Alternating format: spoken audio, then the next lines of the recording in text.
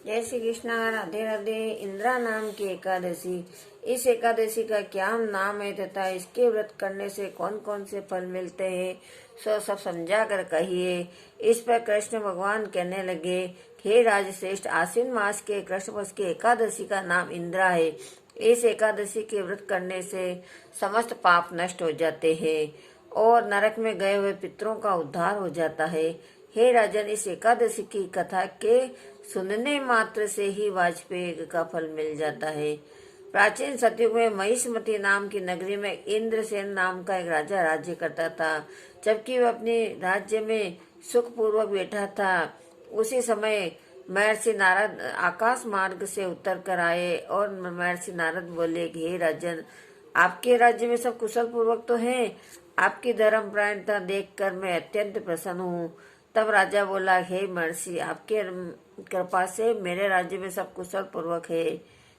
इस पर नारद जी बोले, हे राजन, मुझे महान आश्चर्य हो रहा है कि जब मैं ब्रह्मलोक से यमलोक को गया था, उस जगह तुम्हारे पिताजी को नरक में पड़ा यमराज की सभा के मध्य में मैंने तुम्हारे पिता को देखा था और तुम्हारा पिता महान ज्ञानी, दानी तथा धर्मात्मा था।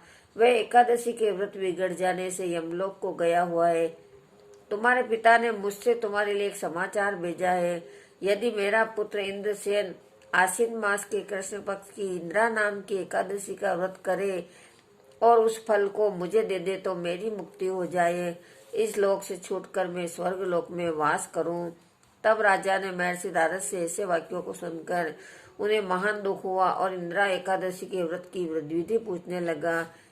हे नारद, अब आप मुझे एकादशी के व्रत की विधि बतलाइए।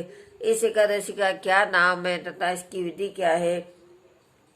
तब बोले कि हे, आश्विन मास के कृष्ण पक्ष की दशमी के दिन प्रातः काल श्रद्धा से स्नान करना चाहिए। इसके पश्चात दोपहर को भी स्नान करना चाहिए और उस समय जल से निकलकर श्रद्धा पूर्वक पितरों का श्राद्ध करे और उस दिन एक समय भोजन करे, रात्रि पृथ्वी पर शयन करे। दूसरे दिन अर्थात एकादशी के दिन प्रातः काल दातून आदि करे और स्नान करे। इसके पश्चात भक्ति पूर्वक व्रत को धारण करना चाहिए और भगवान से कहना चाहिए कि आज मैं निराहार रहूंगा, समस्त भोगों को त्याग दूंगा, इसके पश्चात मैं कल भोजन करूंगा।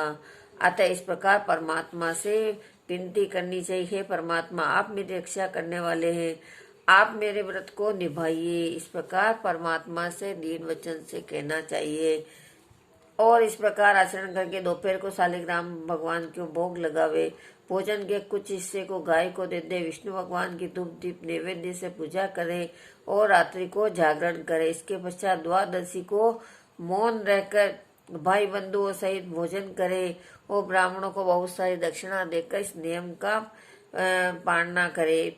और इस प्रकार हे राजन, ये एकादशी के व्रत की विधि है और यदि तुम आलस्य रहित होकर इस व्रत को करोगे तो तुम्हारे पिता को अवश्य स्वर्ग मिलेगा।